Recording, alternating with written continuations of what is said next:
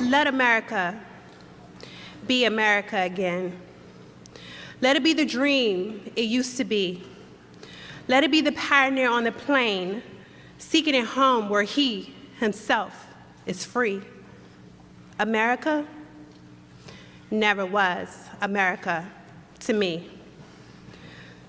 Let it be the great strong land of love where kings connive, where never kings connive, no tyrant scheme, that any man be crushed by one above.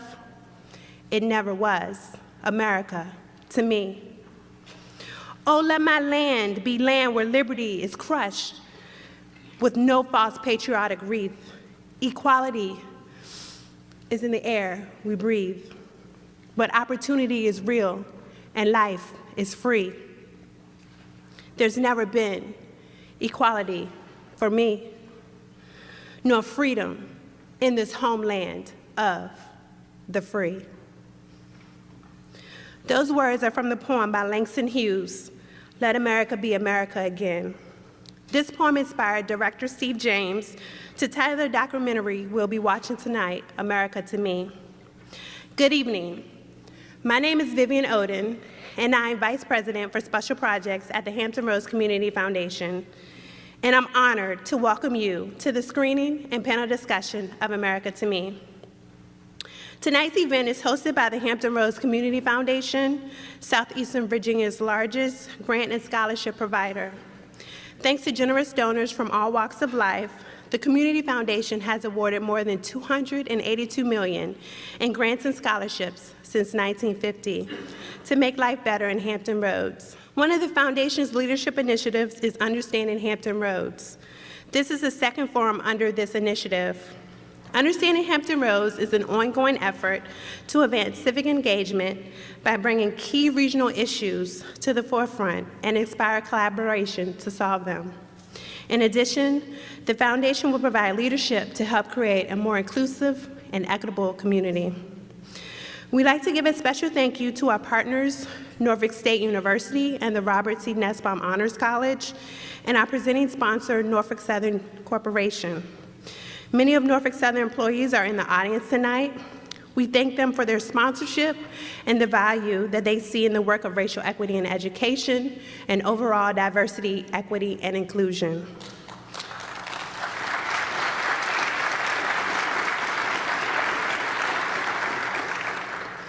We also have several Norfolk State students, faculty, and staff tonight here too. We have several elected officials here this evening. The Honorable Lakeisha Atkinson, Portsmouth School Board, the Honorable Dr. Judith Brooks Book, Vice Chair of the Suffolk School Board, Vice Mayor of Hampton, Jimmy Gray, Delegate C.E. Cliff Hayes Jr. with the 77th House District, Councilman Linwood Johnson with the City of Franklin, Senator Eloise Lucas, Virginia State Senate, Vice Mayor of Portsmouth, Lisa Lucas-Burke, Councilwoman Chris Need from the City of Hampton, Tamara Sterling, Superintendent of Franklin City Public Schools, Darren Whitney, Superintendent of Suffolk Public Schools, and also on our panel, Dr. Aaron Spence, Superintendent of Virginia Beach Public Schools, Rodney Jordan, Norfolk School Board. Thank you for joining us.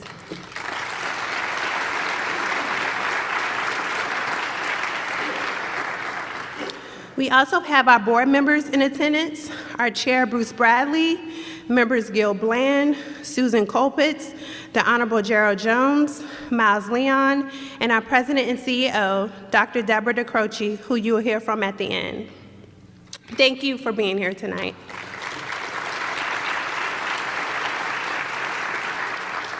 And I apologize if I missed anyone. Currently, I tutor at Richard Bolin Elementary, a public school in Norfolk.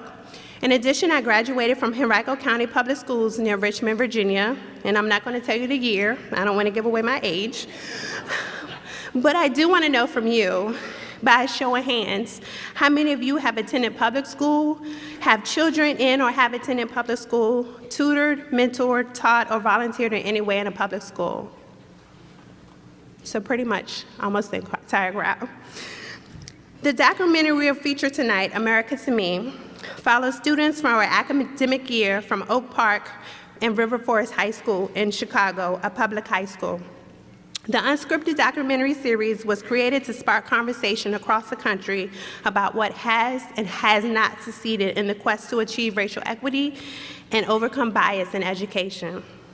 We encourage you to stay to hear a wonderful conversation after the film so we as a community can explore ways to address racial inequities.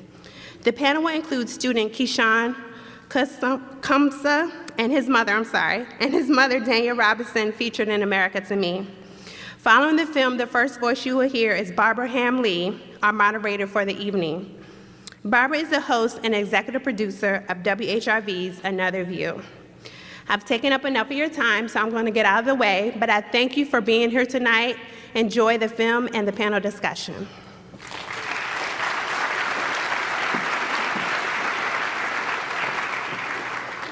And that was part one of America to Me. How many of you had flashbacks to your high school days? When the young lady said, the black kids say, you talk white, and the white kids or the white people say, you're not like those other black people. That was my flashback. And it was only in my professional life that I heard the second part. So it's very, very interesting. We have a great panel discussion planned for you this evening, and we also want to invite you to ask some questions. So as we'll start with our panel discussion, and then we will ask you to come up on the aisle if you have a question. But we're gonna start with two of the stars of America to Me.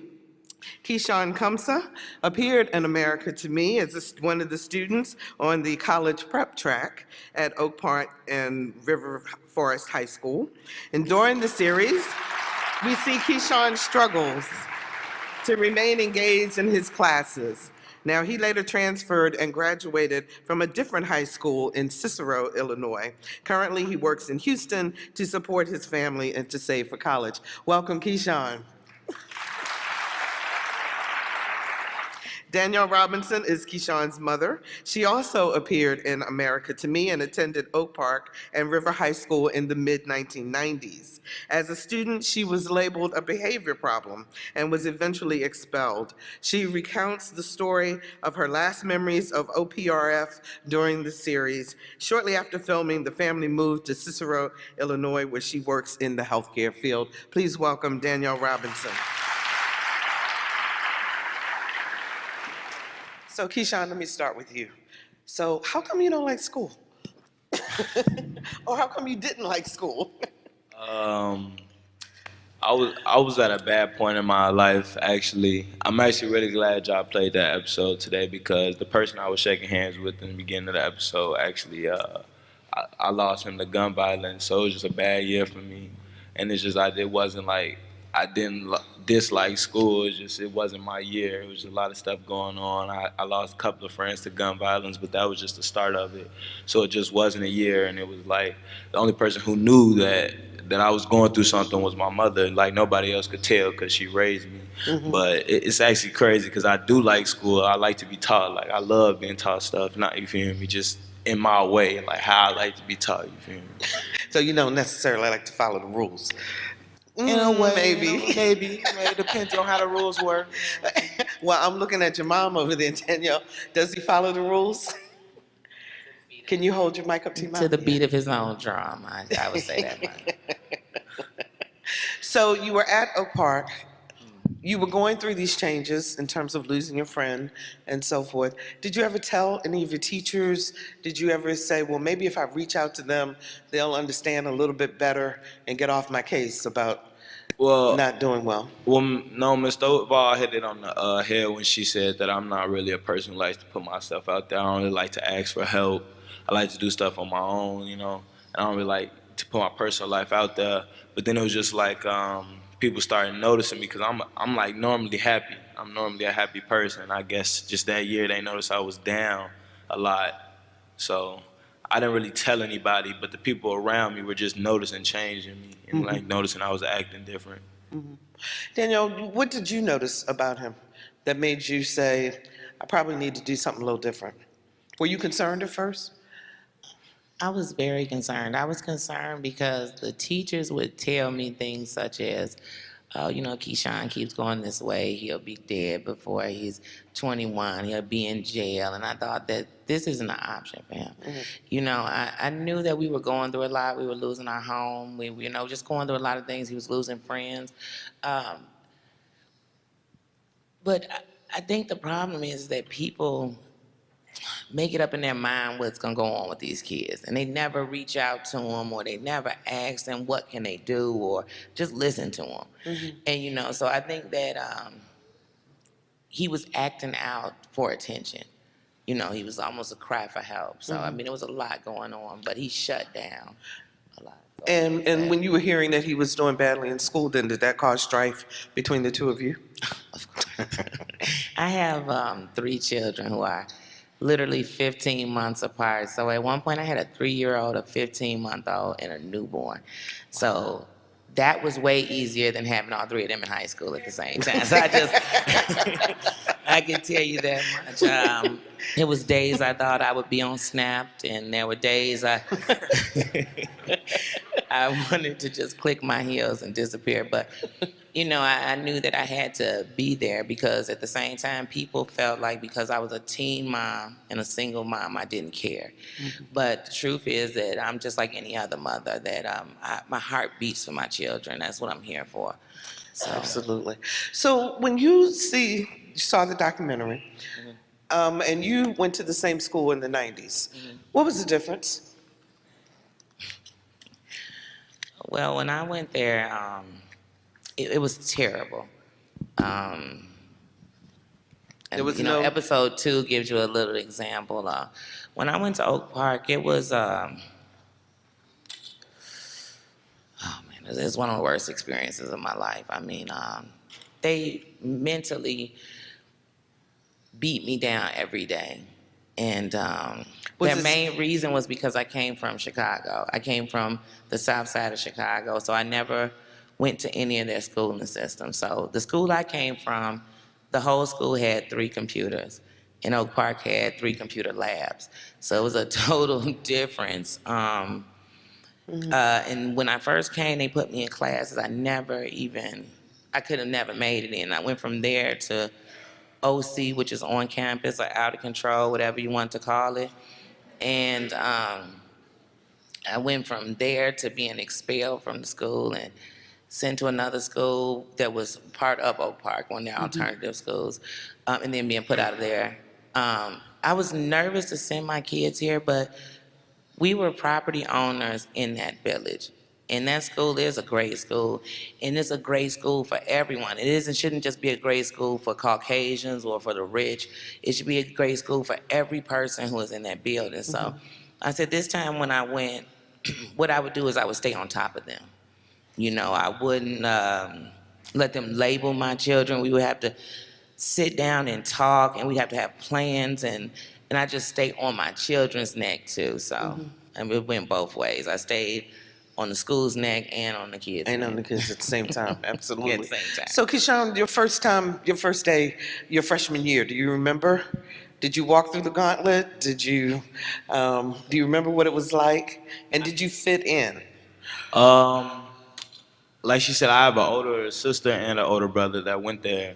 So my picture was already painted before I walked through the door. So they knew who I was. I went to a summer school program. It was called 8 to 9 Connection. It was for the 8th graders who were going into 9th grade, and it was the connection or whatever. So Were you all living in Oak Park at that point? Correct. Okay. We moved back to Oak. My mother never left the house. Yeah. We moved back when he was in 8th grade, 7th grade. Okay, so I mean, you were in the neighborhood, and you were familiar with the school. My freshman year, the freshman year was my last year in Oak Park. Yeah, and then after that, it was just like house. Like my entire life, we've been moving house to house. Like we don't, except for the one we in now. Like we just don't stay in one neighborhood. So you feel me? So it's just like the only community I ever had friends in was Oak Park because my grandma had, you feel me, like a house in the community. So it's like when I went over her house, I knew these people, or across Austin, I knew these people because it's near the community. Other than that, I didn't really have too many friends. So like that that community knew me pretty well, so they already knew how I was gonna be. And then they had this picture painted of me because I had an older brother and a sister. So they're like, "Oh, here come the third one." So they compared you to your brother and sister Yes. as opposed to letting you be yourself? Yes. And what was the difference? I'm nothing like either of the two. I guess my brother had some stuff going on himself, and it was like he was going like kind of down the same path as my mom. He didn't his junior year he dropped out of high school. You know, I'm looking up to him, you know, as him being my older brother and stuff, and they're looking at him being my older brother as well. So it's just like they're seeing him, his grades falling, they're seeing him doing bad. They're trying to throw him in the same OC program, whatever they want to call it, as they did my mom. So they're like, okay, he gonna be like this. Next kid gonna be just like this. So they was preparing to do that to me. So it was just like it was already. So did that make you say, well, then what's the point? You Should heard I- me. I was like, what's so cool about Oak Park? I didn't see where everybody like I didn't get what everybody else was getting. I was getting you feel me, the hand me downs of the education, the hand me down education from somebody else's picture. So if you could talk to your teachers right now, what would you tell them that they should have done differently? If you want me to be, if you want me to Yeah, be I want honest, you to be honest. I'm actually gonna say like, other than like nothing, like that really shaped me to be the man I am today. Like them not doing a good job made me the man I am today. If I didn't have my mom and the trials and tribulations I was put through and sadly to say this, the gun violence, all that stuff, I wouldn't be here today to talk to you guys about this stuff. So sadly to say, I would say I wouldn't want them to do anything better back then, but now I want them to look at this and be like, okay, I need to change this. I want to be the Miss Stovall of the classroom. I want to be the ooh of this, you know what I'm saying? Like, Tell us what you're doing now. now, like I said, I lost a lot of friends to gun violence, so it's just been really tough for me in the last couple of years. So now I'm just using all of that to like make music and stuff, and I'm going to college next fall to be an engineer to make my own music because nobody's gonna like the sound like I do. And then I moved to Houston on my mom and my brother's note because last summer I almost lost my life, and my mom thought it'd be a smart decision to get out of Chicago. So I moved to Houston down there. I got a job. So that's just what I've been doing since then, just trying to keep it afloat. Fantastic. When Keyshawn said he was going to college, I looked at your face and it lit up. What you thinking, Danielle?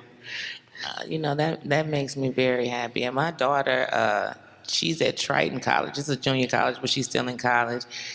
But I mean, I want all of my children in college, but these boys, when I hear it, that makes my day. It's against all odds, you know, so that makes me very proud. That makes me very happy. Last question before we bring the rest of the panel up. I'm going to ask you the same question I asked Keyshawn. If you could go talk to his teachers today, what would you say about how your son, your youngest son, was treated? Well, both of your boys, actually. Well, what I would say is that it's time to stop. It is time to stop. I mean, everywhere. It's just time to stop judging people. I work with kids and I work with elderly people and sick people, and I never judge them by color. I never walk in the room and say, if they all black, I'm gonna treat them good. And if they're not, I'm just gonna treat them. No, I go in there and I say, this is somebody's mom, this is somebody's son, this is somebody's daughter, and that's what these people need to do, and not judge the kids. Now, Keyshawn was no saint. Kamari, my other son, they weren't saints, but they were children. They were lost, they were confused, they were hurt, they were scared, whatever it was. But once upon a time, we were there. So we just have to start doing better with each other, all of us. I just think this show reflects to America and how we all need to change. So I would tell those people to really take a look at the man in the mirror and change themselves. That's really what I would tell them.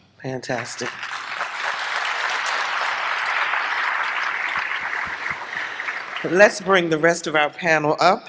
Viviana Fullwood owns All Academics Plus, a Hampton Roads-based personalized tutoring service. She volunteers at Sage and Page Homeschool Cooperative, serves on the Hispanic Chamber of Commerce of Coastal Virginia Board of Directors, and is an advisory board member of Essential Peace Life Enrichment Services, a counseling, coaching, consulting, and community outreach program in Hampton Roads. Welcome, Viviana Fullwood.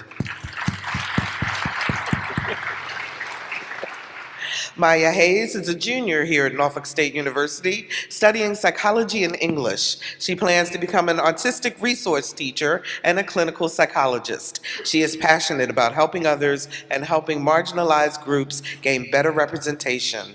Last summer, Maya participated in the University of California at Santa Barbara's HBCU Scholars in Linguistics program, which helps researchers better understand African American language, culture, and community. Please welcome Maya Hayes. Hi, everyone.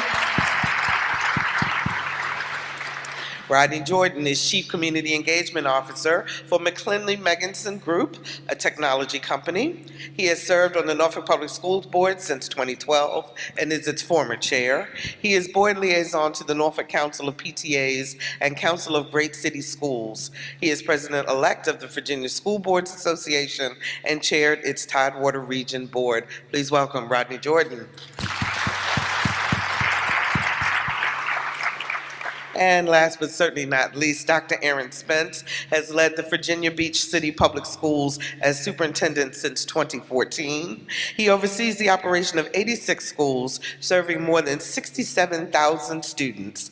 In 2018, he was named Virginia Superintendent of the Year by the Virginia Association of School Superintendents. One hallmark of the school district he is proud of is its African American Male Summit, which for 12 years has focused on mentoring, workshops, and team building. Spence is an advocate for public education and providing all students the best opportunities in school. Please welcome Dr. Aaron Spence. So, Aaron, I gotta start with you because this thing just hit me in the face when, at the beginning of the film, the teacher said, "I know I'm biased," right off the bat. If you had a teacher say that to you, would you see that as a positive because you could work with that person, or would you go, "Oh, Lord"? I think that would, thank you for throwing that question at me right away. I think, Barbara, that would depend on how they reacted to their understanding of their bias. And so I think all of us should understand bias. I think the concept of understanding implicit bias is liberating because it helps us understand that all of us approach how we view each other based on our upbringing and our own worldviews that we've been associated with as we grew up. And so what's important is once you understand that, what you do with that. And so I don't know enough about that teacher to make a judgment about how I would react to that teacher, but I would say it's very brave of a teacher to be willing to admit that and acknowledge that publicly, and it's something that I think we all have to work on. So speaking of bias, and I'm going to throw this out to the whole panel because I'm curious as to whether you all reacted in the way that I did. In watching this film, now, granted, I've only seen part one, I have not seen the rest of the series, so I don't know if we see something different going forward. But in part one, we saw African American kids with headphones. We saw cheerleaders. We saw singers. We saw everything except for academically smart children that we know we have in our community in terms of the focus. And so did that strike anyone else that that's what you saw in terms of who was highlighted, in terms of, because I asked the lady, oh gosh, it just went out of my head. But I asked her, I said, was the filmmaker white? Because I was just curious. Because to me, it was again another stereotype of who our kids are. And I'm just curious as to what you all thought. Rodney, since I see you shaking your head. Yeah, I watched the video before, and I watched it again tonight. I did have some of that same thought of trying to make sure that we're showing the broad excellence and diversity among African American students. The other thing that struck me as I watched the movie, so I grew up in Virginia Beach. I attended First Colonial High School. I related to a lot of the things that were being said in the movie or the documentary. But I also often think about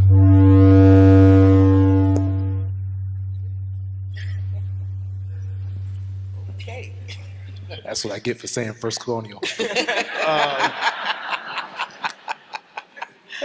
But the other thing that struck me in this documentary and that I often think about, even in my school board work, is my personal experience is in dealing with my white friends. So I grew up with real, genuine, spend the night over each other's houses type of relationships.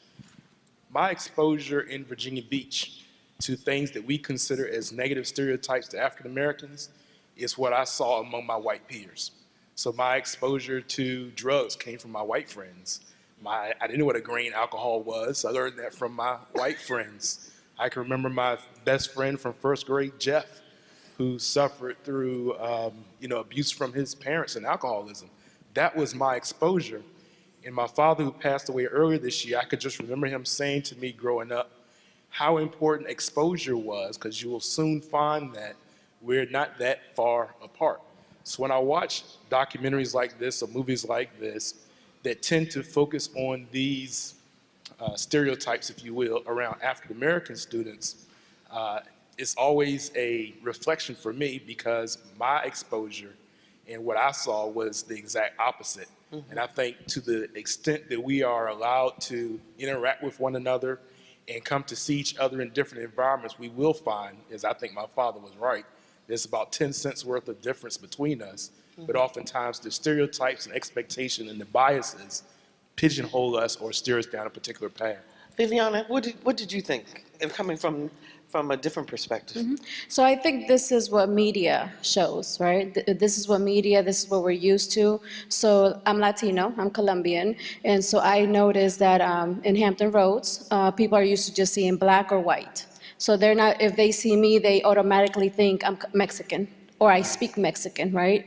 And so I think this is just what media wants us to see, but in reality is, it would be nice to have a documentary that shows the total opposite. So within my business, I've tutored many children that are athletes that are, let's say, not supposed to be smart, but I have athletes that have come through my program that have high GPAs, that are athletes, so they are truly the student athlete, and I think we don't get to see those stories. We get to see the stories that sell, and it doesn't give us, people of color, the power that we have. And I don't think, as children, we don't teach them to embrace that we do have power and that we are smart and that we have the same abilities that white people may have or other races. And I just don't think that as parents, sometimes as parents we don't know. Sometimes as educators, we don't know. And I think it just takes that time, like you were saying earlier. A lot of the times these kids are seen as trouble kids, but it's not trouble, it's because we need to have a conversation like, did you eat this morning? Yeah. Right? Because a lot of kids come to school just so that they can get breakfast, lunch or dinner, right? So it's just those type of conversations of, yes, I tutor and I teach, but I'm building a relationship with you, so I'll go to your football game. And I think that that's what's missing. And so I think this is an excellent documentary because it creates conversation, but I think we need to have a forum where we can kind of see the opposite of this, because it does exist. Maya, I'm curious from your younger perspective, from because you're not that far from high school. I know you're a junior. I got it. but what did you think? Well, just to answer your question from earlier, when you say you were, how did you word it? You say you were shocked? No, I wasn't shocked. I guess I was more disappointed. Oh, disappointed? Than anything else, because I was hoping that we would see more of a range. To me, it was the stereotypical thing that you always see in documentaries about, particularly when you're talking about urban schools, mixed schools. Every black kid, well, not everyone, but all the headsets that you saw were primarily on black or Latino kids. The white kids weren't wearing headphones. When you're in the classroom, you didn't see the black kids raising their hand and answering the questions. You know, you saw others doing that. And to me, that's not reality in our classes all the time. I mean, I'm not saying it doesn't happen, but to me, that's the way documentaries always are. Yeah, I was gonna say. Hang on, I'm coming to you. Oh. Let me let her finish. I was first. gonna say the same thing. That's always how it's always been, and I didn't really expect to see anything different with this documentary, to be honest. But Wow. since that's the norm, and I just traveled to Memphis with the Honors College, and one of the students that we traveled with did his documentary, his presentation on black film, and I made a comment. It was like a question comment, and it was like, throughout the whole movie, we will focus on how it's everyone else killing us, but towards the end, it's always this quick shift, and it's us killing us. And I was talking with him, trying to figure out like, where did that come from? And we both came to the conclusion, like, it has to be funding. I guess that's what's selling. So I think that's why maybe that's the term. So that that's this what documentary sells. took. So that's why it happened. So Keyshawn, what do we see further into the doc? I mean, do we actually see any African American kids that are smart? No, you do, because there are a lot. But she just hit it right on the head. That's what sells, and this is the United States of America. Product sales, and everybody in this room paints a picture about everybody else. If you understand what I'm saying, like I look at somebody and I paint this picture in my head, like this guy's like this, woo woo woo. But it's really not, because you don't get to understand them, and that all hits on back how this documentary is. It shows you how nobody understands nobody, and race splits it 50-50, and how everybody's seeing black and white and not gray. And you can't understand nobody until you really open the book and read it. Like, you feel me? She hit it right on the point about that. So, like, that's what's selling. This is what's selling. That's what people want to see. This is the controversy they want to see. And that, okay, all the African-American kids got their headphones in, walking around class. You see me doing what I'm doing. I was just young and stupid. That had nothing to do with black and white, but the camera caught that. That's what I'm saying. 90% of those children. I'm just being honest. It's Yeah. reality. It's Go the ahead, real Danielle. world. I have a little bit of a different opinion than everybody else on that one. When it comes to Oak Park, I won't speak on everywhere. Well, first of all, when you said earlier that your dad said that we're like 10 cents a different, I'm going to say about a nickel, because we are really all the same. But one of the things with the Oak Park that I have to say, as a student of Oak Park, I've lived in Oak Park. I still stay right next to Oak Park. I hate to say this, but the black kids in Oak Park are so lost, especially the ones that grew up there, because in Oak Park, you are known to be the trash. You are bringing down the neighborhood, you bring down the property value, you make the school worse. Like, even when they're talking about these board meetings, they're saying the African Americans are destroying the school. But it's like they don't even make up half of your school, but they're destroying the whole school. So, and then with the black kids that are in Chicago right next to Oak Park, because Oak Park is a village, it's a little town, they think Oak Park black kids are sellouts, that they want to be white. So these kids are constantly trying before anything to prove that I'm black. But I tell them every day, when you wake up in the morning, you're black. I'm never going to change. She's going to be Colombian forever. We're going to be whatever we are, and that's what you have to accept. There's not an act for black. You know, there's not. I want everyone to know that. Poor don't make you black. Uneducated don't make you black. None of that is black. Like, what's black is I am African American. That is what I am. I mean, my skin, that is it. But that's the biggest problem there. So when you go through Oak Park, especially you turn a camera on, or you come in there, or if I walked in and I looked like they thought I was from the city, everybody starts putting on a bigger black face. Oh, we're blacker than black. I talk louder than loud. I'm hyper than hype. And it's like, no. That's not what makes you black. But there are very intelligent children on here. And what I'll say is, you have 3 single mothers on here, me and 2 other African American mothers, and nothing against any of the other ones, but 3 that are single, doing it by themselves. and they standing there, and they never quit. They fought, and they made sure they gave their children better than what they had. And you took it, that's and they all had parenting. boys. And they all had boys. In their own Absolutely. voice, and you got to do it. So if I never was on this documentary, to people, I am trash. I have tattoos. I'm 39 years old, and I have a 22-year-old, a 21-year-old, and a 19-year-old child. And there are all these things they think of, but I'm none of those things. I am a mother, and yes, I have my children young, and I thank God because I ended up having cancer, so I would have never had children. So there's more to everyone's story. So with those kids, I do want to say that that first episode makes us take the focus off. It deflects us into these things about African Americans, but the truth of the matter is, a lot of African Americans, we live through music. We clean to music. Exactly. We gotta do. We do. And the thing that concerned me was if you watch part 1 and you think this is it, you never get to parts 2 through 10.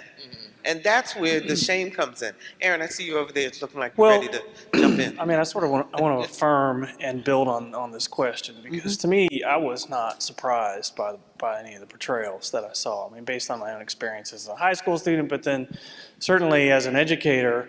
I mean, I've worked in Stafford. I've worked in all around Richmond City. I've worked out in the city of Houston. I've also worked in Pinehurst, North Carolina, and I've worked in Virginia Beach. I've got a wide swath of experience. I lived in Goochland County, Virginia. I mean, I've got a wide swath of experience, and I'll tell you, classrooms without some intentionality look a lot like what you see in that. And so what you're talking about is understanding and knowing who children are and meeting them and valuing and inviting them into the learning, and that is an intentional experience, particularly back to the question about bias. If you have bias, you must be very intentional about how you invite children into the learning experience. And so without that, barring that, which I'm afraid is the norm in many of our schools and our classrooms in America, you see what you see here. You find children who are lost because people are not inviting those young men and women into the learning experience. And so I'm very proud of the conversations that we're having, at least in our city, and I know it's happening in Norfolk, these conversations about you must build deep relationships with children before you can teach them anything. And you must invite them into the learning experience and create situations where a young man doesn't say, I don't want to learn from you. I'm not interested in learning from you because you don't know anything about me and you're not listening to me. And so, yeah, I'm not surprised by what we saw there. I think that we created a system that was built to do what we saw there. Exactly. Go ahead, Rodney.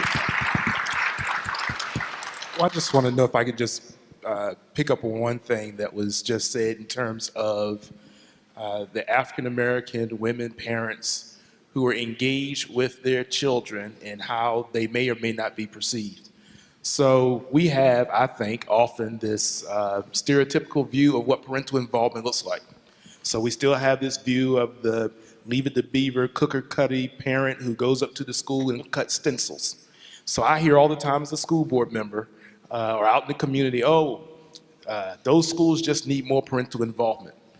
The parents are involved. They may not be involved the way we stereotypically believe they should be involved. My mother worked, other folks worked. They don't have time to be available to cut stencils during the day at school. But they're home, they're checking homeworks, they're engaged. And I think as a school board member and as a policymaker and as a superintendent, I think we also have to be able to value what all parents do and recognize that all parents are engaged in different ways and not have a stereotypical silo that says that the only definition of involvement is through the lens that we see, and be broader and recognize that there is involvement out there in different perspectives. I want to add my 2 cents to that, Dollar. I do agree with that because, like you said, everybody is taught differently, like in involvement as a parent. Because my mom, she wasn't over my back telling me to do my homework, or she wasn't at the parent-teacher conferences or at my basketball games, nothing like that. But she was on me, and she was on me in a different way, and that helped me a lot now. At a young age, she was on me, like she taught me a role, how a man is supposed to play. Don't let the woman pump the gas. All right, I put that in school. I'm like, all right, I can't let that pump the gas. Let me get the door for her. You know what I'm saying? It's just like everyday stuff she would teach me to apply in these different ways. So it's like she taught me in a different way than everybody everybody else, but she taught me, and she did it the best way she could, because at the same time she was raising us, she was putting a roof over all three of our heads, you know, take care of dogs, helping our cousins out, all types of stuff, and just a way that I didn't understand and appreciate that when I was younger. So now when I look back and hear other people say this stuff, it's like, okay, now this is all making sense. So I want to ask the two school folks down on that other end about the meeting with the academic person who was showing the test scores and showing the disparity between whites' test scores and black test scores, and how that was growing in one direction and not growing in the other. And my question to you is, and I know, Aaron, you are really into this because you've been doing a lot of work in terms of equity. Because we talk about equality, so we're all at the table, we're all in the room together, but this is where the equity piece comes in. So if you, in your respective positions, were sitting in that room, what would have been your reaction in terms of what needs to be done to change it? I know that's a loaded question. No, it's a great question, and I'll tell you the first reaction I had when she was speaking, and then there was a narrator that kind of came in behind and said that this was the first time they talked about this in 12 years, was, what the heck are you doing? Why is this the first time you've talked about this in 12 years? That was unbelievable to me. You know, this is information we should be thinking about every day, because our number one job is to make sure that our children are succeeding. And if we're not measuring and looking at and thinking about how all of our children are succeeding, then we're failing our children. And so that's an everyday conversation for us. And then as far as my reaction to how would you then take that information and do something about it. So we talk about equity. So equity, you know, so we talk about equality and equity like this. We talk about, so everybody's going to have to go run a race, right? And if everybody's going to have to go run a race, then equality is, we're going to give everybody a size 12 pair of shoes and say, go run that race, right? But equity is giving everybody a shoe that fits. And so what I would do is I would say, if I'm looking at my schools, and I'll just use the example in Virginia Beach because it's the one I know. When I got to Virginia Beach, we had 16 schools that were not accredited. And I asked our demographers to create a map of the city because I needed to explain what was happening in Virginia Beach in a way that would help people understand the work we needed to do. So we created a map, and my demographers were able to show concentrated poverty in the city. And then I said, because I don't believe, at least in cities in the South, that you can separate conversations about poverty and race. And I said, put African American students over top of that map, and you would see what I just said. And then I said, take all 16 of those schools and put them on that map, and they lined up perfectly to our zones of concentrated poverty and high communities of color. And when you put that map in front of people and you say, we can't operate as a world-class school division and be like this, right? So what are we going to do about that? Well, we're going to create resourcing that creates equity. We're going to give all students what they need to be successful, and that might mean more resources here, more opportunities here, more training for our teachers here, more qualifications for our teachers here, and begin to think about how we do our work that way. And only in that scenario where you say, look, what we have to do is we have to make absolutely sure that not only does every child get the same experiences, but that students who are dealing with the vestiges and the trauma of poverty get different levels of resource to make sure that their experiences are accelerated so they can catch up with their peers. And then we can say that every student who graduates from our schools has had the same outstanding experience. When we can do that, then we've succeeded. So that's what I would be talking to them about in Oak Park. Okay. And Rodney, what would you be talking to them about? Well, I'm smiling. So Aaron and I serve on a task force together on schools in challenging environments. Hearing him talk about the maps and overlaying it with poverty and African American children and being able to have that conversation, I'm smiling because when I ran for office, I had those same maps. And I went around to civic leagues with those maps. I still have the board. And trying to have those same conversations in Norfolk, in my experience, gets you savaged.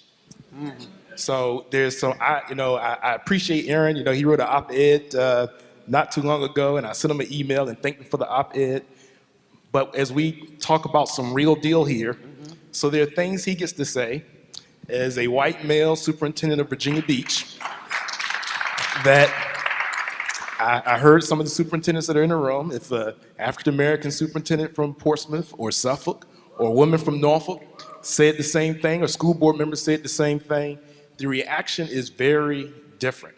So I'm just speaking from my own experience, having grown up in Virginia Beach, and my own experience here in Norfolk. And I think somehow we have to be able to have the courageous conversations that Aaron should be able to say what he said. And Dr. Boone or Dr. Whitney or any other superintendent ought to be able to talk about the same thing and not have different reactions. Because when the African American school board member or the African American superintendent says it, you get pigeonholed, and people say you only care about black children or that you're trying to take something from somebody else. But I think the message that he said is the correct message. We have to be able to mature enough that we can truly have that conversation and talk about the gaps and be able to talk about the resources that are needed without immediately trying to deal with pushback. And at some point before the conversation ends, I like to have a conversation about how we have normalized the concept of white flight and what that means. Go ahead. Go ahead. Well, I'm just saying, so we when we have conversations around equity and race, or we have conversation around boundaries, we talk about, or even housing, we talk about white flight. And we talk about it as though it is somehow some normal, acceptable response, so that therefore our housing policies, our education policies, our inequities often are built around, well, what are we going to do to either try to get whites to stay, get whites to come back? So what message does that send to African-American adults and African-American children? Do we not care about black flight? My parents moved from Norfolk to Virginia Beach because they moved to opportunity. So I think if we're going to have some deep conversations moving forward, and I'm thankful for the Hampton Roads Community Foundation having this conversation, but I would like to come to a panel in the future where it's all whites up here and can have a conversation about such things, about white flight and how that gets normalized, and opportunity hoarding, and are we truly serious about having conversations about equity? Or are we just kind of doing what Dr. King said, that charity is not justice? So we can go and we can donate money and we can volunteer in schools We can and check feel the good. box. But when it comes down to addressing the real policies in order to achieve equity, then we don't necessarily find the actions to follow the rhetoric. Okay. Maya, I want to ask you a question, since you are one of our young folks. And I'm also gonna ask you, Keshawn. So as you guys think back over your high school years and the way that, well, first of all, you went to Norview, right? Right. Okay, so you didn't have a lot of white kids, or did you, in your high school? I mean, it was enough. Okay, I'm scared to ask. What?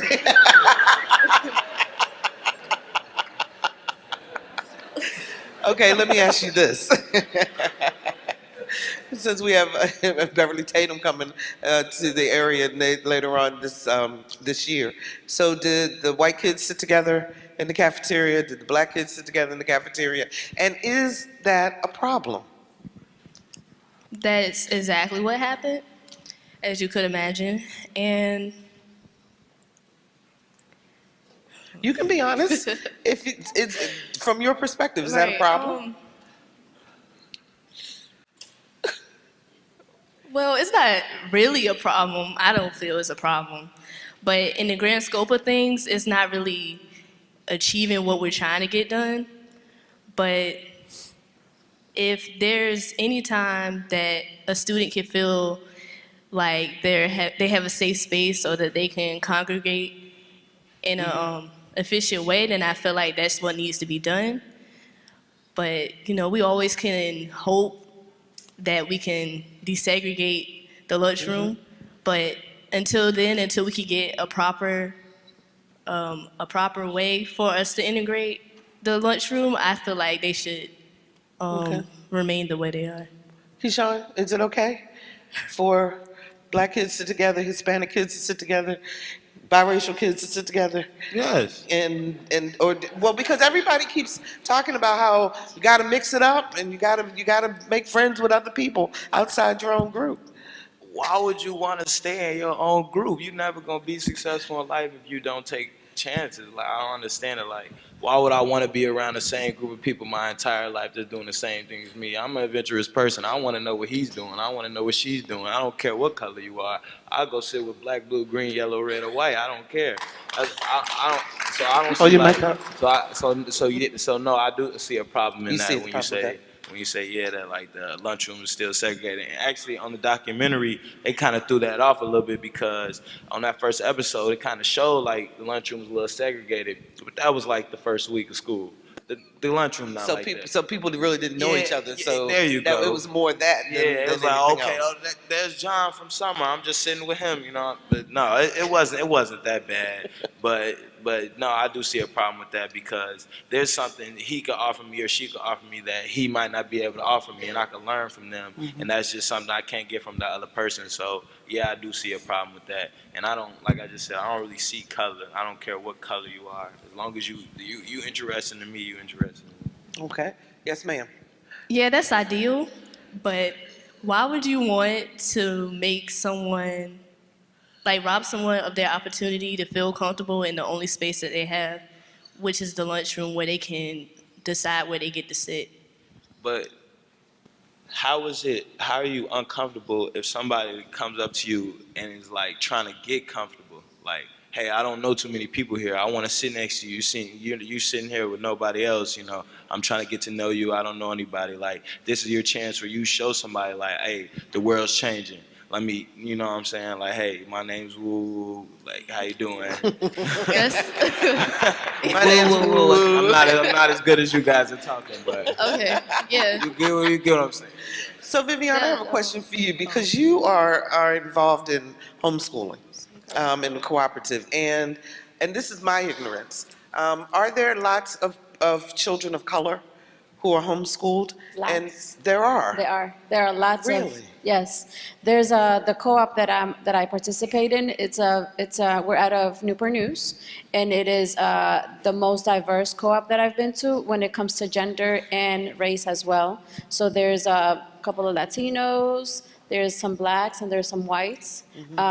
There's actually the director is a black lady that started it. So do the parents of color say they are homeschooling because they feel they can't get the equity that they're looking for in public school? So some. There's different reasons. For example, I have some kids that they do it for illness reasons. Like we have some Okay. students that have sickle cell, so because they miss so many days from school.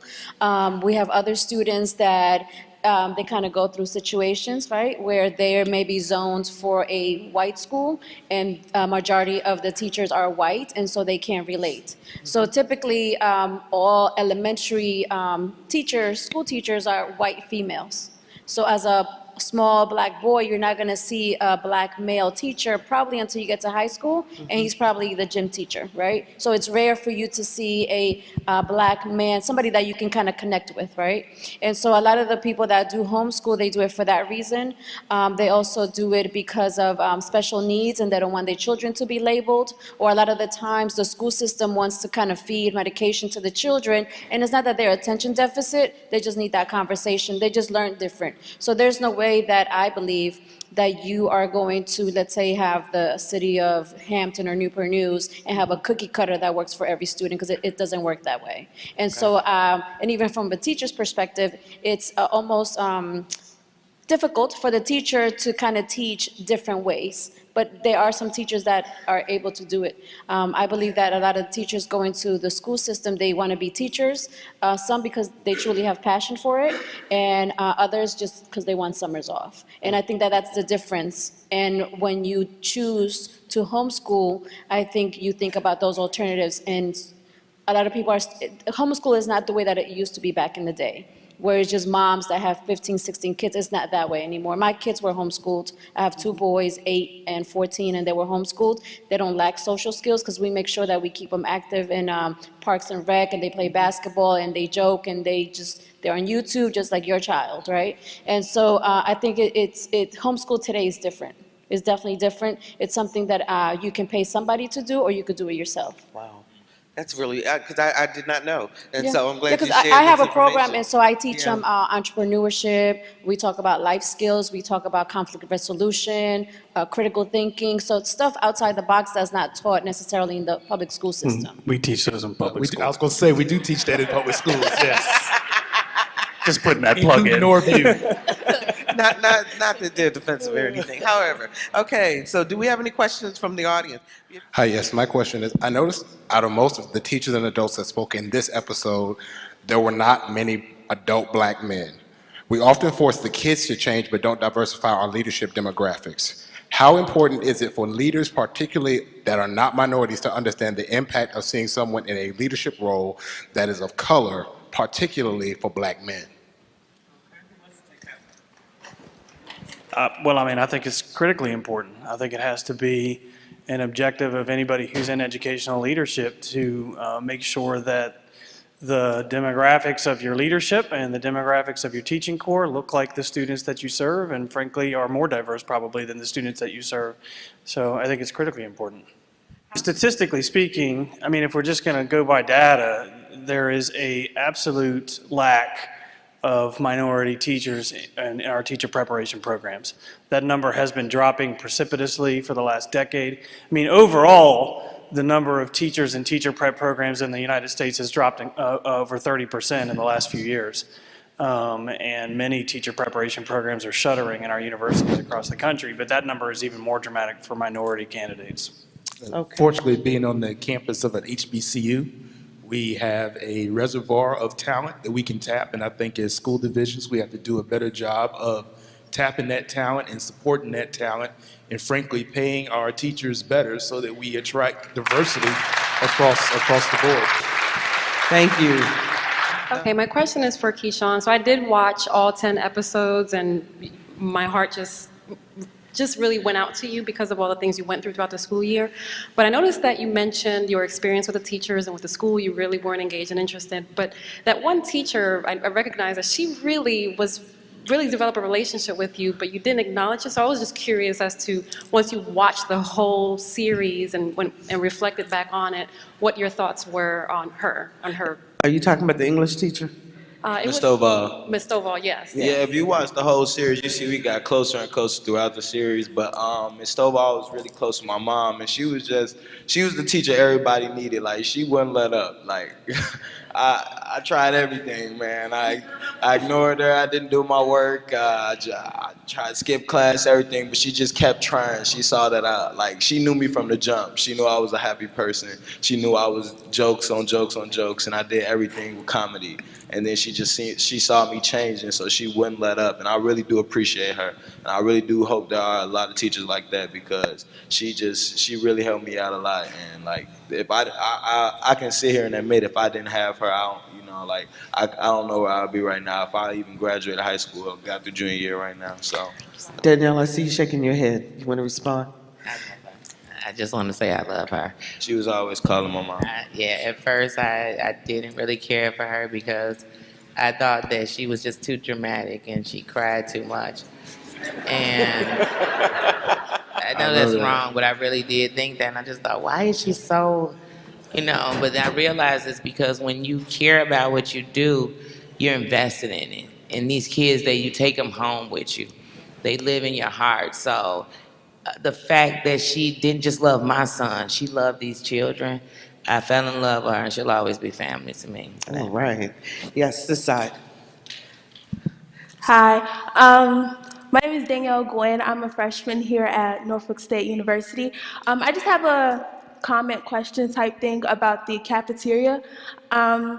I feel like everyone says that, it's a problem that we don't integrate, but I feel like as students, they'd look at it as if it's our job to fix it. But I feel like when you come to school, you're supposed to feel comfortable. And if you don't feel comfortable, why is it a bad thing on us? Why is it that we're the one that's doing something wrong, when shouldn't it stem down from our principals and our teachers and our superintendents? So. Okay, thank you very much. You want to start, Aaron? If I could just maybe speak out of both sides of my mouth for 1 second on this issue. I think you have an absolute right to feel comfortable at school. I also think it shouldn't be surprising that children behave that way if we look around and realize that adults behave that way. Man. And what's wrong with challenging that construct inside of our public schools, where that's where we're supposed to challenge that kind of thinking and those ways of learning and undoing some of those learnings. Okay. And so I think there's probably space for both. There are times and opportunities to talk with children about why is it that this is happening, and then there's times to let kids be kids and just And relax just let and them be do it. comfortable. Rodney? I also think that oftentimes children sit with other friends that they have in their neighborhood. So if the neighborhood is segregated, then I think the cafeteria tends to be segregated. I think where you are in a diverse neighborhood and your friends that ride the bus to school or at the bus stop or walk to school, those tend to be the friends that you are around. So I think oftentimes the cafeteria and the school is a reflection of what we have in the neighborhood and what we tolerate in the neighborhood. Unfortunately, too often we tolerate in the schoolhouse. I have a question for Superintendent Spence. I actually have two questions, but I'll just do one right now. So when we're talking about being intentional about teachers getting to know their students, my thoughts are, when do they have an opportunity to do that? Because we hit the first day of school running. I know we have open houses where normally kids going to sixth grade or going to ninth grade may get to see the school and so on and so forth. So what would it take for us to have an open house where teachers get to meet their students, where maybe they spend a day going through all their core classes, where they really sit there for the whole day and teachers get to really know their kids? No curriculum, no anything, just getting to know your student. Okay. The question was, could we have a day where students and teachers just get to know each other? Did I succinct that? Okay. Who wants to tackle that one? Well, I mean, I think we could construct something akin to that. I'm sure many schools do something akin to that, relative to like freshman orientation, like you saw on the screen. But I think the relationship building that I'm talking about is an ongoing process. It's an everyday process. And I would give you a great example. If you're not familiar with work that's, it's called Responsive Classroom. It's work we're really investing in and thinking about in Virginia Beach, and we do something, just to give you an example, a very concrete example, in our elementary schools, it's been embraced and has spread organically, something called morning meeting. And every morning we stop and we spend time building community in our classrooms in our elementary schools. And it's very powerful. I don't have time to get into what it looks like, but it's really this notion of daily stopping from everything else and talking about who you are as children and how you're part of this community. And we're actively thinking about how do we build that in an authentic way in our secondary schools. Okay. Let's have this question here. Hello, I was struck by the cheerleading coach and her behavior, and seeming that she had to be meaner to the black kids than to the white kids. My overall question is, discipline in the school, discipline's not a negative word. And you can't be everybody's friend, but it seems like she couldn't be the black kids' friends. She had to be their discipliner. So how do we overcome that with teachers? And that's what happens. They go into the school and they're afraid of the students. And I'm going to say it, the white teachers are afraid of the black kids. And they're first graders. You know, why are you afraid of them? You're the teacher, you're the boss. I don't have too much to say about that, but I just want to point on what the superintendent told me earlier. What did you say? If you're leading a team or an organization and everybody likes you, you're doing something wrong. So on that note, somebody's gonna dislike her on the team. Y'all see I'm always teaching, Keyshawn. So like somebody's gonna dislike you. Like you said, everybody doesn't learn the same way. Somebody, you gotta be tougher on other people than, like she said, the shy kid, she's not gonna be tough on. You know what I'm saying? So it's like you said, that just hit it right there on the head. The cheerleading coach was a problem. Viviana, did you see that? I mean, what was your reaction to the cheerleading instructor? I think sometimes if you can't connect, I don't think that she was able to connect, so she had to use her tone, she just had to work extra, because I think she didn't build that relationship. She was just discipline versus, because kids will go miles for you if you build a relationship. You don't even have to get loud like that. You know, and I know I'm the moderator, but I think I need to step in on this one, because I agree with you. I felt that she made an assumption that because these were black girls, that they were loud, that behave they a certain were way. unruly, that she had to treat them differently than she treated even the white girls that were trying out for it. What did Teenagers you are think, loud. Danielle? Huh? What did you think? I think that the cheerleading coach is a mess. And She said the I cheerleading really coach do. was a I mess. think she's a mess. I think teenagers are loud. Teenage girls are loud too. I mean, I think that if you go in and say, I mean, she might as well just came in and said, I know they ghetto, and I got to respond to them just like this. That's what Right. she might as well have said. But that's like saying that if I get around some white kids, I know they all intelligent. I know they all rich. I know they all got their mom and daddy at home. No, I don't. I don't. What I know is their children. And they're more confused and screwed up because I was when I was young. I tell people I hate teenagers, me included, when I was young. So I can't judge them. But that the cheerleader just, even the teacher, when he said that he was biased, Mr. Noble is one of legend through that school. You know, blacks and whites and Hispanics and everyone loves him. So I think he was just giving his honest opinion about how he was. But with her, it was more of a case, and as you watch on and you keep watching, and the sad part is the children love her. But but the thing is that she already has their whole story written out in her head of who they are and what they are. Yeah, And they're not going to be the same person sophomore she year as even they met were them. freshman year. Yeah. So. All right, on this side. So, good afternoon. My name is Landon Mialis. My question is for Dr. Spence and Mr. Jordan. I want to say, like, two words that I heard tonight was equity and resources. So when you're talking about books and computers, and then Dr. Spence, when you were talking about the demographics of the schools and some not being accredited, what plan or what do you have in place that will help these schools that are not accredited versus the parent having to move to an area where they know that their child can get a better opportunity? And then two examples I would have would be, like, if you have top talent teachers in the schools that are accredited, maybe move them to those schools that are not accredited, or of course, male role models where you can go out and do recruiting. What, if you had to say one to two things that are in place that would help this that situation? Thank you. So first, let me just be clear, because I don't want anybody to leave with the wrong impression of my school district. We have now for 2 years been 100% fully accredited, and so we're excited about that. And I would attribute that to our intentional focus on a few important things. One is simply knowing who our kids are, not just building a deep relationship with them, but also understanding their challenges academically, but most importantly, understanding their strengths and really building on and leveraging their strengths in the classroom. And doing that means making sure we have a highly effective teacher in every one of those classrooms, and so we do encourage our best teachers to stay in our challenging environments. And certainly making sure that access and opportunity exist for all students. I mean, one easy example, which is why I think I started with I'm not surprised by what I saw, is in many classrooms, advanced placement classrooms in America, if you walk into those classrooms, they are largely white.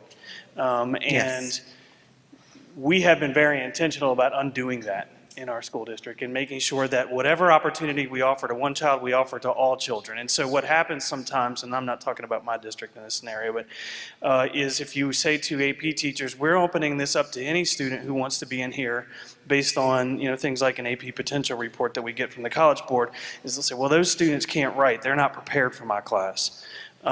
And my answer to that has always been, great, what do they need in order to be prepared for your class? We'll make that happen. And that's the resourcing that I'm talking about. So we'll get better teachers before they get to your class. We'll do summer writing camps before those students get to your class. And I'm talking about any student who wouldn't be prepared. So I think it's just a really constant, intentional focus on knowing the individual student and providing the resources for that child to be successful. Okay, Rodney? So I'm an advocate for equity policies. Had a meeting with the governor recently and recommended that he be a champion for statewide equity policies. On the piece around accreditation, obviously I think we all should strive to have fully accredited schools. I don't accept the premise that a school that is fully accredited somehow is perfect. You will find large gaps and disparities within a fully accredited school, and accreditation really was intended to be a diagnostic tool to support children and we've turned it into a hammer to deal with schools. And so I think we need to get back to it being a diagnostic tool for children. Our daughters were in classes together, and when my children brought home their SOL scores, I didn't ask, was the school accredited? I asked them how did they do on their individual accreditation score, and frankly, that was one piece of what I cared about. So I do think on the equity side, we need to have equity policies. We need not shy away from the resource issue and make sure that we can provide supports and incentives to allow for our most effective teachers to be in our most challenged schools. But oftentimes, we will make the assumption that because a school is fully accredited, that somehow that means that that school has the most effective teachers. You can take those teachers and put them at another school, and they may not have any relationship whatsoever with the children. So I think it's a far more complex issue than just looking at accreditation scores and assuming that if your child is in a school that's fully accredited, that somehow it has all effective teachers. Statewide data shows that our accreditation patterns follow the concentration of poverty and students of colors in those schools. And I, for one, would like to see us to be more intentional about having proudly diverse learning environments and not keep trying to figure out how we're going to make separate but equal work. Thank you very much. Next question. Do you all think that we'll ever get to a point in our schools where we're actually having courses that talk about implicit bias and talk about redlining and things like that, so our children don't feel crazy, like they can understand where they're coming from and why their communities are in those sorts of places? Will we get real talk in the classroom ever, do you think? So she wants to know, can we have real talk in the classroom? Across the board. In other words, can we get to a point where we're really teaching our kids about redlining, about segregation, about all the racial issues that are out there, and honestly talk to them about it? I totally agree. I think that's what we're missing, right? The real talk of everything, the elephant in the room, and just know that it's no hard feelings. That at the end of the day, we both have two eyes and one nose and one mouth, and so that we're trying to get to that place, right? Because many times we have forums like this, but then we need the execution part of it, right? Because we can talk all we can talk, but I think it's just putting a team together to just say, you know, this is what's going to happen to take us into that direction. Take it to the next Especially level. because we are having so many biracial children today, and so which I was kind of surprised that they kind of isolate them, like they're in a separate category. I saw that. Because I have children, my boys are biracial, and so I remember when they were born, the nurse told me they're black. And so I was like, okay, so they're black because their daddy's black, but I'm not black, I'm Latino. So it was all of that. So I think all of those questions need to kind of be answered. And I just think that this is something new where they're just kind of putting biracial kids in their own category. That was something different. So Maya and Keyshawn, I'm curious, would it have helped you in high school? Had you had some real conversation about what's going on, Keyshawn? Yes. I mean, it's just gonna come out some way. The light is gonna come out the dark anyway, so why hide it now? Just, you might as well prepare for it at an early age. So I think yes. What about you, Maya? I think it would have been beneficial, but being fortunate as I am, I go to Norfolk State, which is a HBCU, so I get a lot of that information there. So maybe if you can't even get it in the high schools, maybe postgraduate. Okay. All right, I'm going to move on if you don't. Oh, I was going to say, Okay, I think the Community Foundation for holding this forum, and I think they can give cover that allows for school boards and city council and policymakers to have that conversation, because if we can have the conversation at the policy table, at the school board table, then we can have it in the schools. But if we're afraid to have the conversation, then we set the tone for the rest of the day. One more question over here. I have a question for Keyshawn. Were you ever depressed during this time? And if so, did the teachers ever help you? I mean, if you don't want to answer this question, what's your favorite TV show? You must know what's your favorite TV show. Wait, did you ask if I was depressed? Yeah, basically. I mean, now that I'm older, I can admit, yeah, I was depressed. And the only person who knew that was my mom, and she called it out. And I kind of laughed and shrugged it off like depression. Like, What? That's not me. I was just like, I'm a funny person. I make jokes about everything. So I try to laugh my way through everything and smile through everything. So I was like, that's not me. Depression is not real. But as I look back, I was depressed. I was in a really bad place. And my favorite TV show, probably like Family Guy. I don't know, American Dad. Something funny. I don't know. Thank you all so much. I'm sorry we couldn't get to all of your questions. Let's give our panel a big round of applause.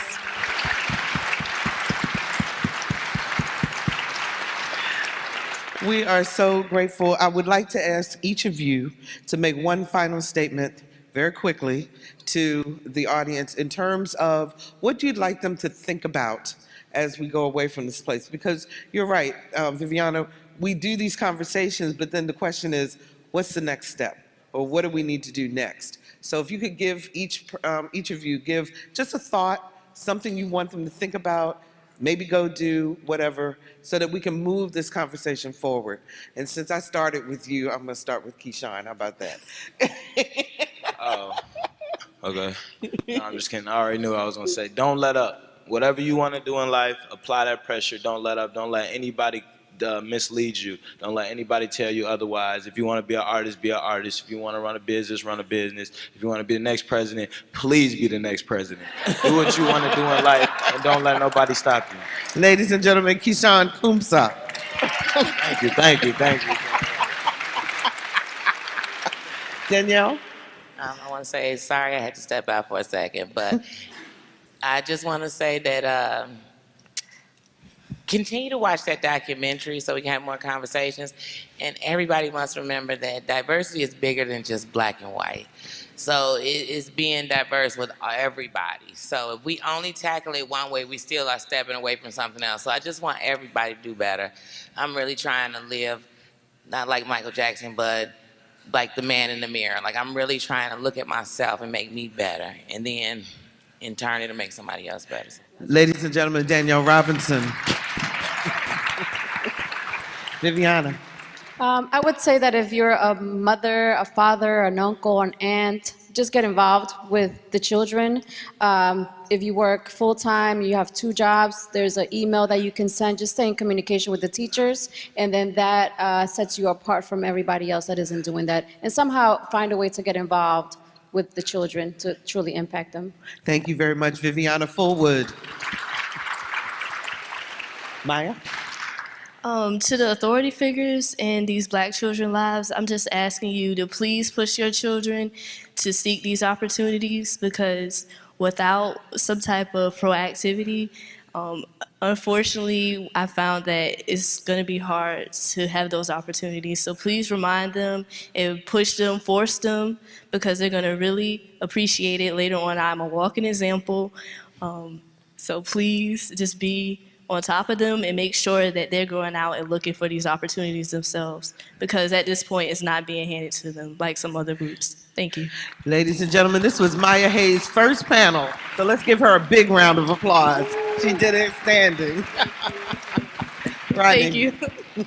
Rodney. I agree. We should continue the conversation, and I would ask that we find ways of having conversations around equity where we see it as growing the pie and not slicing up the pie. That's Mr. Rodney Jordan, everyone. And Aaron. I would just say that I have great hope for our future, that this is not insurmountable. Although this is historical, it is not insurmountable. We can do this work, and the young people who are sitting up here on the stage with us are a wonderful example of why we ought to have that hope. So, Dr. Aaron Spence. My name is Barbara Hamley, and it has been my pleasure to serve as your moderator for this evening's discussion. Thank you.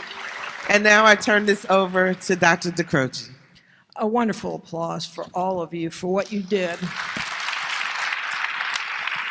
You know, you brought the episode to life. I mean, that's the purpose of the series.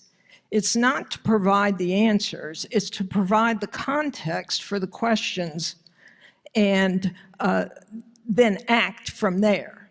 So you all did a superb job with that. If you are motivated to learn the rest of the story, there are 9 other episodes, and you should have received a sheet when you came in that looks like this, and you'll notice on the one side where it says race, equity, and education, you can help improve education for all. There is a mechanism for your watching the rest of the episodes. And Dr. Spence, we hope, and Mr. Jordan, we hope that the school systems themselves might take an interest in it. And it provides you with, for educators in particular, a code that is good, free of charge, through June 20. And I will say that the foundation would be happy to sponsor additional events within the context that could be geared specifically to educators or any other way you might want to shape it. We would just need to know.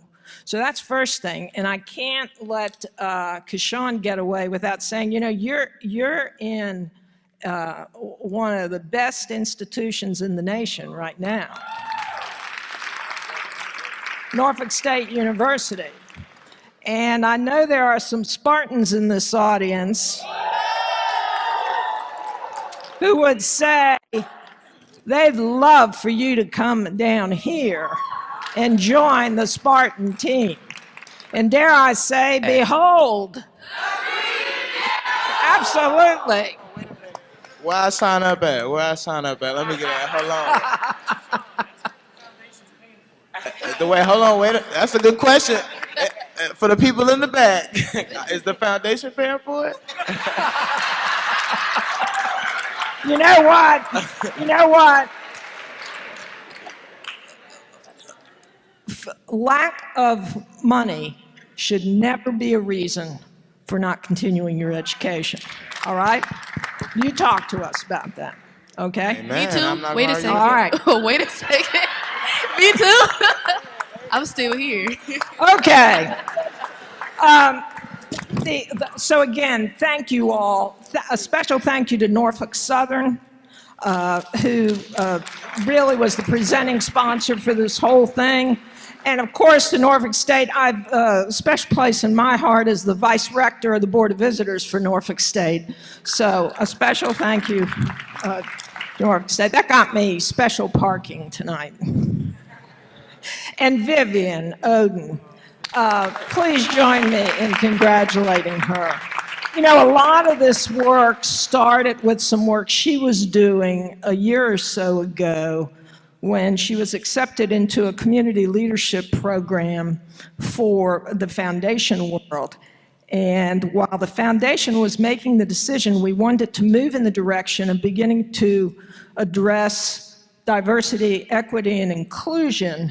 We had no idea, quite frankly, what else we could be doing with it and how to frame it until Vivian went in through this project of hers where she started digging into it, and the rest is kind of history. It even got her a promotion to vice president. So we're in this for the long haul. Vivian talked about our work in civic engagement, how that's a relatively new area for us as a part of a strategic roadmap we put into place more or less a year ago. And she alluded to the other piece to it, which is rooted, of course, in diversity, equity, and inclusion. The bottom line for us is this: we want to help create a more inclusive and equitable community. Why? Because the time is long overdue for the community to be more inclusive and equitable, because so much depends upon our getting it right today, not tomorrow, because our economic prosperity depends upon it, and because it's fundamental to the democracy that we aspire to which we aspire. It's a very, very tall order. We know we don't go into it with our eyes closed, and we recognize that there are both internal and external parts and pieces and responsibilities to it. At the end of the day, Rodney, especially for you, I want you to know, we also recognize that our success will be measured by the actions that we help to affect and the change, systemic change that we see in this community moving forward. It's not a quick project. It's frankly not a destination, it's a journey. And in the most fundamental ways, we have just begun. So this conversation then is the beginning of the journey. And you need to know it's the beginning for us as a foundation, and we hope that it's a beginning for you as our fellow travelers. Next month, in partnership with Virginia Humanities, we'll launch an 18-month project that's a companion to this work that is entitled Beneath the Surface, History and the History of Race in Hampton Roads. The work is overseen by a 22-member community advisory group that is very representative of this community. Some of the members of it are in the audience. And the underlying effort is rooted in a fundamental belief that in order to, that we need to understand the past in order to understand what we have in the future, in order to affect and help create and shape change for the future. It's got 3 parts. The first part is a public conversation. That's what we're going to launch next week. The second part then digs a step further into targeted workshops that will dig more deeply into some of the underlying causes that come out of the research and the conversations at play. And then the last part is a grant-directed part that, again, is in partnership with Virginia Humanities and with the foundation. So, in terms of the next conversation, that's also shown on this. And that is for May 30th at 7 o'clock. We're bringing in partnership with Virginia Humanities, Dr. Beverly Tatum, who is the author of the best-selling book, Why Are All the Black Kids Sitting Together in the Cafeteria? The place is the Chesapeake Conference Center, which is right in the Greenbrier section, very easy to park, easy to get to, plenty of seating, and we hope that you will see fit to join us. So again, thank you so much for coming. Thank you all for everything you've done. If you've got additional feedback, ideas, next step ideas, Rodney, what you mentioned sounds promising. Please talk to us about it. Vivian will listen, I will listen, and most importantly, we'll act.